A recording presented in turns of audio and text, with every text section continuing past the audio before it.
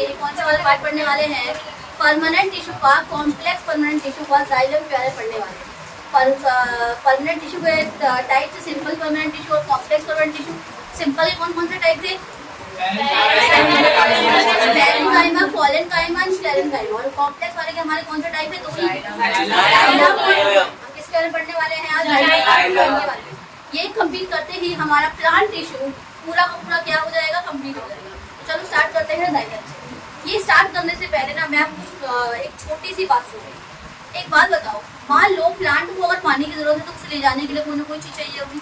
हमारे अंदर अगर कोई भी इम्पोर्टेंट न्यूट्रिएंट का ट्रांसपोर्ट करना होता है तो हमारे पास क्या मीडियम है? ब्लड है कि नहीं है? हम जो भी खाना खाते हैं वो हमारे ब्लड में डिजोल्व होता है और मेरे हर एक बॉडी पार्ट तक जाता है। मान लो आपने खाना खाया, ग्लूकोज, आपने चावल रोटी दाल जो भी खाई, अब वो चावल रोटी दाल टूटेगा और टूट के किसके साथ मिक्स हो जाएगा? वो न्यूट्रिएंट बना के आपके ब्लड के साथ। और ब्लड आपकी बॉडी में हर जगह जा रहा है। आपके चाहे तो ये स्टिप तक ले लो हैंड के, चाहे मेरे पैर के टो के टिप तक ले लो, हर जगह जा रहा है।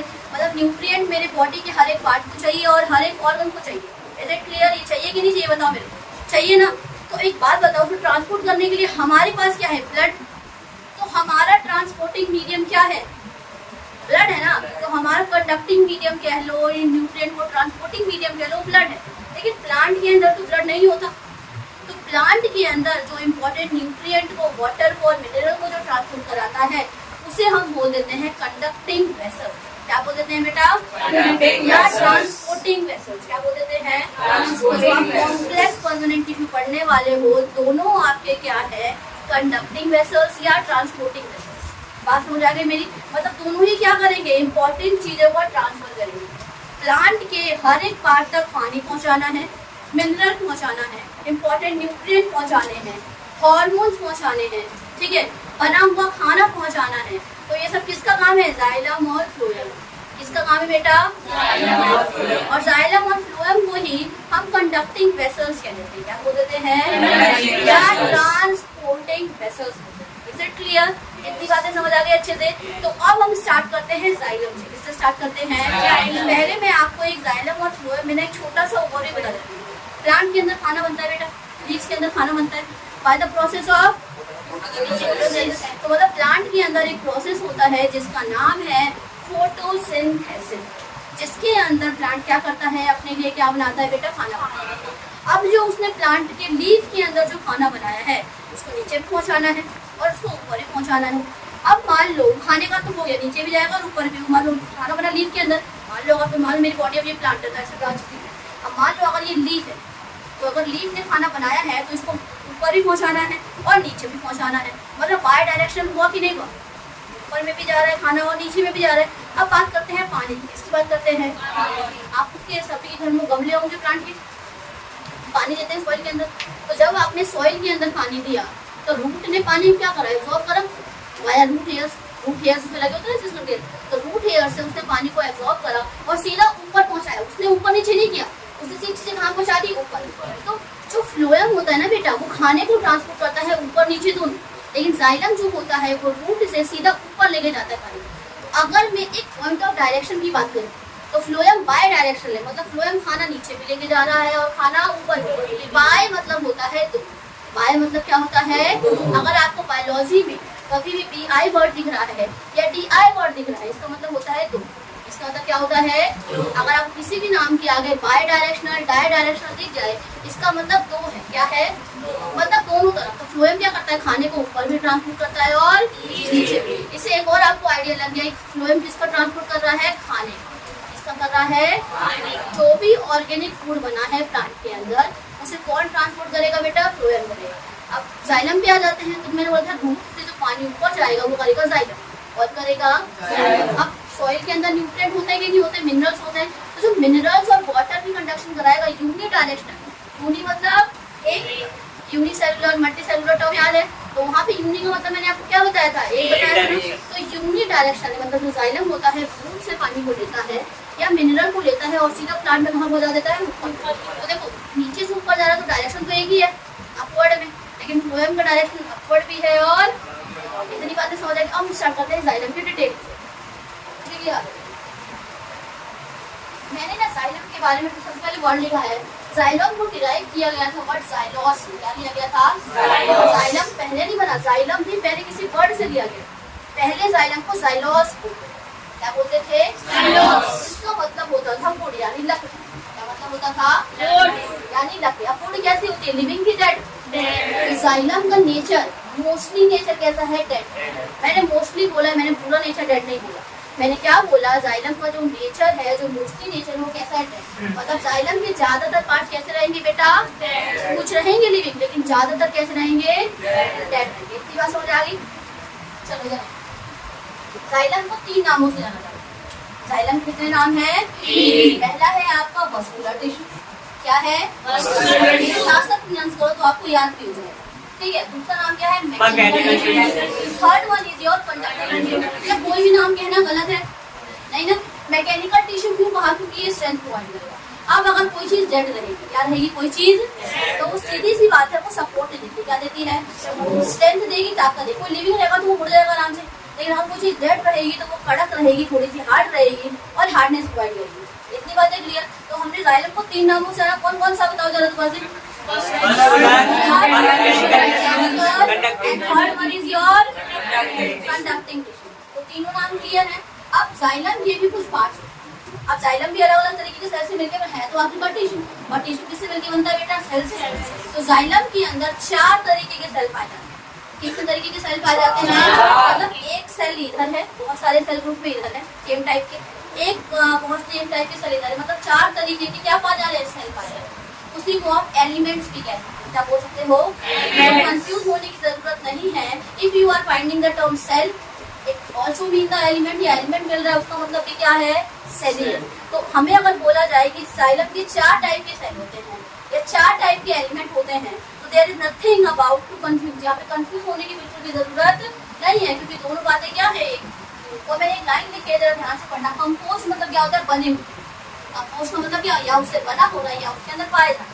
ठीक है। तो compose of different type of cell, और स्लैश डाला है, इसका मतलब दोनों बातें एक ही है, सेल्स या फिर एलिमेंट। इसमें 4 मतलब बहुत ही डिफरेंट तरीके के एलिमेंट्स होते हैं। और कितने होते हैं? टोटल 4। कितने होते हैं? 4। कौन कौन से आओ देखते हैं। सबके नाम क्या है? जाइलम लगा दो, कोई दिक्कत नहीं है। पहला है आपका पेरेन्काइमा। क्या है आपका? पेरेन्काइमा। फिर क्या है? फाइबर। तीसरा क्या है? जाइलम। और फिर क्या है? जाइलम। इसमें ना ये तीनों डेड होते हैं। ये भी डेड है, ये भी डेड है और ये भी डेड है, बस एक यही लिविंग है। मैंने बोला था ना मोस्टली डेड है। तो चारों पार्ट में से आपका जाइलम पेरेन्काइमा सिर्फ लिविंग है और बाकी सारे क्या है बेटा? डेड है। तो it means in 4 elements of xylem only xylem parenchyma is living and other 3 are dead. इसलिए मैंने मोस्टली बोला था। 4 में से जब 3 डेड है तो मोस्टली पार्ट क्या कंसीडर करेंगे? डेड। इसीलिए तो मोस्टली पार्ट मैकेनिकल सपोर्ट देता है। लिविंग वाला कभी भी कोई पार्ट मैकेनिकल में हेल्प नहीं करेगा, सपोर्ट में हेल्प नहीं करता। कौन सा पार्ट में भी हेल्प? डेड वाला करता है। ये वाली बात अपने दिमाग में बैठा लो। 10वीं में जाओगे, 11वीं में जाओगे, 5वीं में जाओगे, ये वाली बात बायोलॉजी के रिस्पेक्ट से आपको याद रखनी है। कोई पार्ट अगर लिविंग है तो वो सपोर्ट नहीं प्रोवाइड करेगा, कोई पार्ट अगर डेड है तो वही क्या करेगा? सपोर्ट प्रोवाइड करेगा। इतना क्लियर? अगर देखिए, elements are bounded by lignin. अब जो डेड एलिमेंट्स रहेंगे पेरेन्काइमा को छोड़िए, कौन से एलिमेंट? डेड है। डेड है। जो डेड एलिमेंट होते हैं उनके आसपास किसकी कवरिंग रहती है? लिग्निन। अब लिग्निन के बारे में मैंने बहुत इंपॉर्टेंट बात बताई, कौन बताएगा? क्या होता है लिग्निन? हार्डनेस। बताओ, जो पता बताओ, बता दो। लिग्निन क्या होता है? मुझे पढ़ाया था, मुझे याद है, रेड मार्कर से लिखा था नीचे साइड। लिग्निन क्या होता है? कुछ नहीं पता लिग्निन के बारे में, बताओ जल्दी। हाँ, और इसके बारे में किसी से रिलेट भी करा तो किसकी तरह होता है? बिल्कुल सीमेंट जैसा। तो लिग्निन किसके जैसा होता है? सीमेंट जैसा हार्ड होता है। और ये एक पॉलीसेकेराइड है। क्या है ये? तो लिग्निन एक पॉलीसेकेराइड था जो किसकी जैसा हार्ड था बेटा? सीमेंट जैसा हार्ड था। अगर किसी सेल की आउटर कवरिंग पे लिग्निन लगा दिया जाए तो उसको क्या प्रोवाइड करना होगा? जो भी डेड एलिमेंट्स होते हैं वो बाउंडेड होते हैं किसके द्वारा? इसलिए क्या प्रोवाइड करेगा? इतनी बातें क्लियर? अगला देखो, इसके 4 टाइप है ना, पेरेन्काइमा, वेसल्स, ट्रैकेट्स, ये सबसे इनके बारे में थोड़ी बातें देखो। पेरेन्काइमा का जो रोल होता है वो खाने को स्टोर करता है। हमने वहाँ पे पढ़ा था, पेरेन्काइमा था। यहाँ पर वहाँ का पेरेन्काइमा खाना स्टोर करा था ना, वो सिंपल वाले का। तो ये भी थोड़ा बहुत काम क्या करता है? याद रखना, ये पेरेन्काइमा ये जाइलम वाला है और वो वाला कौन सा था हमारा? हाँ वो सिंपल वाला।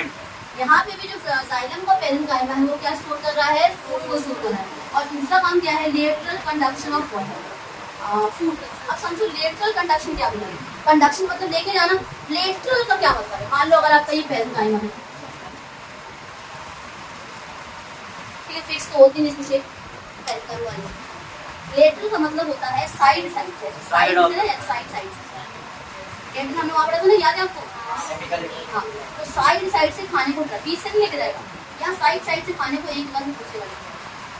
और बहुत ही स्लो कंडक्शन कराता है। कैसे कराता है कंडक्शन? ऐसा नहीं एकदम तेजी से लेके जाता है, क्योंकि मेन तेजी से कौन लेके जाएगा, फ्लोएम लेके जाएगा। ये भी थोड़े बहुत खाने को ट्रांसपोर्ट करता है, लेकिन फ्लोएम जितना तेजी से नहीं होता, क्योंकि मेन काम फूड को ट्रांसपोर्ट करने का किसका है, फ्लोएम। जाइलम में भी अगर कोई पार्ट पूछा ना कि कोई जाइलम में क्या ऐसा है कि जो फूड का ट्रांसपोर्ट है, कौन है, पेरेन्काइमा। जाइलम पेरेन्काइमा जो कि आपका लिविंग पार्ट है, तो किसको ट्रांसपोर्ट कर रहा है, फूड को। कैसे कर रहा है, लेटरली कर रहा है। और स्लो कर रहा है कि फास्ट कर रहा है, स्लो कर रहा है। इतनी बात समझ आ गई।